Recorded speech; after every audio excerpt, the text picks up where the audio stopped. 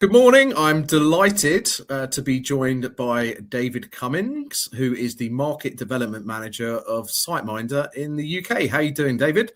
Good morning, Dan. I'm very well. And I'm delighted to be here today, and grateful for the opportunity to get to speak to our listeners. Of course. Now, SiteMinder are exhibiting at NoVacancy London, which is taking place at this time of recording in just under 3 weeks' time. And I know you're going to be speaking on the Spotlight stage, which is on day 2 on the Thursday.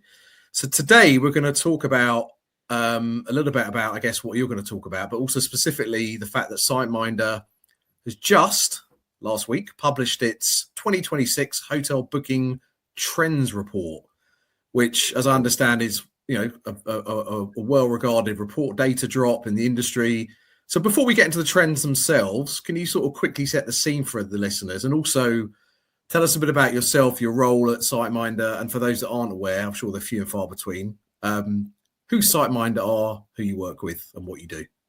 Yeah, sure. So, my name's David Cummins. I am the Market Development Manager for SiteMinder for our clients across the UK and Ireland. As I was saying, I've been here coming up to 7 years now, which really is quite crazy to think about, just saying that out loud. And for those that don't know, so SiteMinder, it started as a concept by 2 Australian blokes in their garage I think it's 2006. I should know that. I'm pretty sure that's correct. And they had an idea of how hotels could look to centrally manage and sync their online booking channels. And with that, the channel manager was born. That's sort of how it was conceived, if you like. We've since evolved into what we now consider like a complete revenue platform. We have over 11 different products sort of woven into one unified single solution. This includes things like a multi-property layer that helps group revenue managers essentially create rate plans, map them to multiple properties instantly. We offer like GDS connectivity, so great for hotels that are trying to sort of enter that business corporate booking world. Even got like a guest engagement module. So not only do we handle guest engagement these days, it's also the guest journey once that guest is in. So things like pre-arrival, during stay, post-departure. So yeah, we've really Okay. I think it's fair to say we've come a long way since 2006, and we now find ourselves in a position where we have about 50,000 hotels globally. They lean on our platform daily as, if you like, the bedrock for their revenue performance. And yeah, as you mentioned today, we're going to be looking at, from our perspective, the hotel booking trends for 2026 edition. It's something we publish every year. And the one thing I would say about it is, when you consider SiteMinder has, as I say, north of 50,000 customers, they're connected to about 500 different distribution channels, a network of them. It's a really robust analysis of booking momentum and patterns, because it considers everything: Booking.com, GDS, direct bookings, and yeah, everything in between. So yeah, fantastic. Well, let's get into it. And I should say, all good businesses tend to start in a garage, right? About 20 years ago. Yeah. Everyone's got a garage story. We're going to talk about the first trend, about booking sources. So every year we hear hoteliers asking where demand is really coming from and where they should be focusing their time and budget. From what you're seeing, which booking channels will matter most for driving demand in the next, say, 12, 24 months? So what we're seeing very clearly, again, specific to the UK and Ireland, is that demand in 2026, of course, it's not going to be driven by one single channel. It's about having the right mix and staying visible wherever the guest does start their journey. So OTAs, they will continue to play a huge role, especially for that initial discovery phase. And for international demand, that's particularly big. But direct bookings are becoming more valuable than ever, as hotels focus on not just occupancy, but also profitability and margins. So our recent data, just to add a bit of something to this, it's shown that in the UK and Ireland hotel websites, so throughout the duration of 2025, their average booking revenue was higher than every other booking source. So OTAs, wholesalers, GDS at $516 on average, and I'll talk to that a bit more later. So it, to us, or even to myself, I would say direct bookings is king. The strong performance here, it highlights the value of investing in a quality booking engine, a robust meta search strategy as well, and just a general direct booking strategy. But I do believe that the smart hoteliers and revenue managers, because that's normally who this would fall upon, that they'll be definitely prioritizing like a balanced strategy. So using the OTAs, meta search, wholesalers to generate that initial demand and of course help capture that international market, while actively converting repeat and domestic guests back on their own website. And we know the tricks to this: strong pricing parity, targeted offers specific to the booking engine, a frictionless experience as well. And I would just say, to add to that, from the booking data, hotels that actively manage availability and rates across the channels outperform those that simply have like a set and forget approach with their actual pricing. Of course, the visibility, it does drive the demand. That's almost an obvious thing. It's not worth saying, but controlling the rates and making sure you set the right price at the right time, that's really what helps protect the margin. So the ultimate goal we try and message we try to hammer home to our customers anyway is it's all about sustainable growth, maintaining rate integrity, and giving guests a reason to book now, not later. So makes sense. And with regards to the booking, with regards to booking sources, has that pattern been the same over the last few years when you've released these reports? Have you seen it sort of going in that direction, or is this year being more surprising than other years in that regard? So part of the report, and this is available to everyone right now, SiteMinder booking trends, we always post the top 12 revenue generators for each market. You can filter it by UK, Ireland, Australia, wherever you are. And there is consistency across the years. We do always see direct bookings is always in the top 3, which is great, because that's the ultimate end goal at direct bookings. We do see some chopping and changing, certainly. Obviously, as we continue to, at some point we need to stop referencing COVID, because but we are seeing like a big boom in business travel. That's continuing to grow, and we're also seeing certain international markets bounce back and have now succeeded some sort of COVID levels. So yeah, there are some new interesting insights to our market that hotels will be wise to stay on top of. Thank you. Let's move on to the second trend alert. ADR, average daily rates, and pricing strategy. Always a hot topic, especially in a market where costs remain high and demand patterns are shifting. So based on the trends you're seeing, how should hoteliers be using ADR data to drive growth this year without pricing themselves out of demand or damaging long-term guest value? Yes, it is an interesting question, and there will be multiple things a hotel can do to have a positive impact on ADR, which is a massively important metric. I touched on it a moment ago, but understanding how the category of booking channel influences ADR and booking value is huge. So part of our report, as I mentioned, it broke down the booking value of OTA bookings, which is obviously a massive category. So Booking.com, Expedia, and all the others that sort of fall under them. GDS, which is a vast network in itself, wholesalers as well, and direct bookings. So just to add some numbers to this, in terms of US dollars, just to keep it simple, the average booking value from OTAs was $312. The GDS produced an average booking value of $392. So that's already an $80 jump, quite significant. Wholesalers even higher, $446. And as I touched on earlier, the direct bookings average value $516. So the average booking value that came from a direct booking engines compared to OTAs was on average $204 higher, and that's massive. So when we talk about ADR, I mean, I know very well that there are hotel operators out there, maybe some who are listening to this, hopefully, who have an over reliance on the usual suspects like Booking.com and Expedia, and obviously they have their place. You need them. There's no brilliant channels.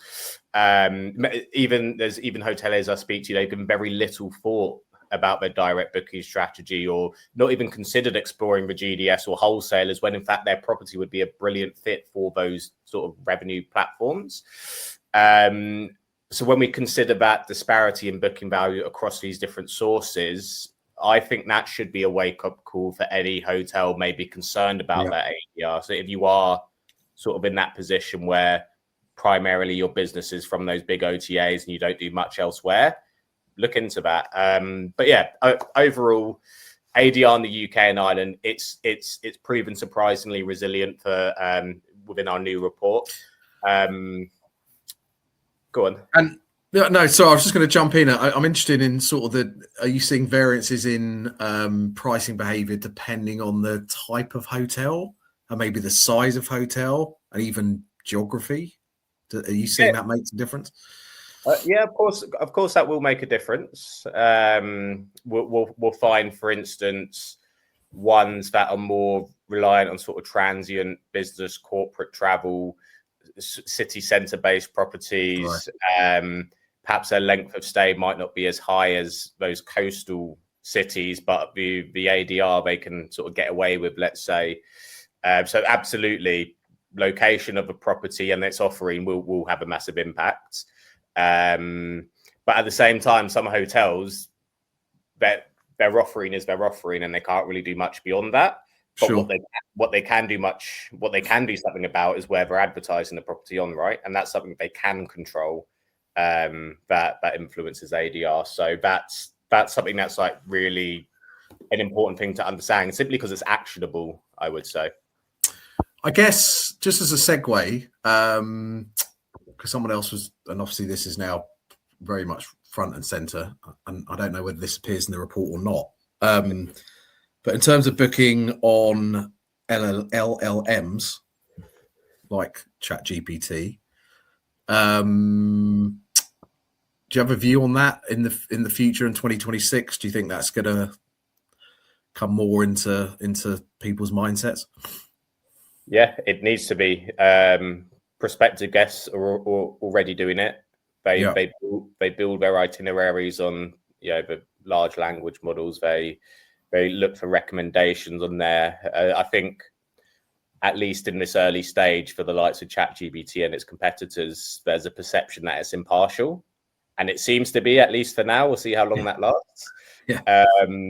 But what I would say, hotels, and I think this, you could point the finger seems harsh, but this could be laid at most types of organizations. They are very far behind when it comes to large language models recommending it should be looked at another branch of marketing, just like SEO. And it's a new developing field, and we did another report. We love reports here. 4 months ago, and what we've seen is that the appetite for guests to have AI and LLMs have an input on their research and pre-booking journey. It doubled in the UK and Ireland last year, and we're actually expecting that to increase in a fashion year on year. So yeah, they're here, and people need to recognize that is a tool to be visible on. Yeah, it's interesting. I've just as a consumer interested to understand in the future the impact to some of those platforms like Expedia and Booking.com that you referenced, but I guess time will tell. Want to move on to domestic and international guest behavior, which is another trend, and how you split that in the report. Do you see booking windows changing between domestic and international guests? Just talk us about that and the sort of the shifts in guest behavior. Yeah, so I think one of the headlines from our report is that Asian travel to the West is booming right now. Preliminary data is showing outbound travel from China and India. I touched on it earlier. It's now exceeded pre-pandemic levels for the first time, and that's big. So China in particular is generating roughly 40 million more trips than the second largest source market being the USA, 40 million. Wow. Yeah, it's big. That's huge. Yeah, no, of course. And like for SiteMinder customers right now, Asia is reshaping global travel and projections for that region generally. So Asia, 3.5 billion middle class consumers by 2030. That's a projection, and that will be nearly 2/3 of the global total will fit that category. So obviously a massive market, and the things you can do to sort of get ahead of this, having that distribution mix where you are bookable on the channels important to guests based in China, India, other parts of Asia. So people will be familiar. Trip.com, massive in China. Agoda, G2 Travel. Maybe some people don't know about this one. Interpark. Whenever I recommend Interpark as a booking channel to any of my clients, they've never heard of them, which is understandable. No, I haven't heard of it. No, why would you? It's South Koreans use it. It's all in Korean. Yeah. I can't read Korean. I definitely can't. No, I wouldn't even bother try. But for the average South Korean, it's a very common booking platform for them to search on. So given what we know about the amount of travel coming from that part of the world, you should be on there. And yeah, to add to this, one of the biggest shifts we've seen is how early international demand is returning. So the lead times are widening. Whereas for domestic bookings, it's the opposite. The lead times are getting shorter.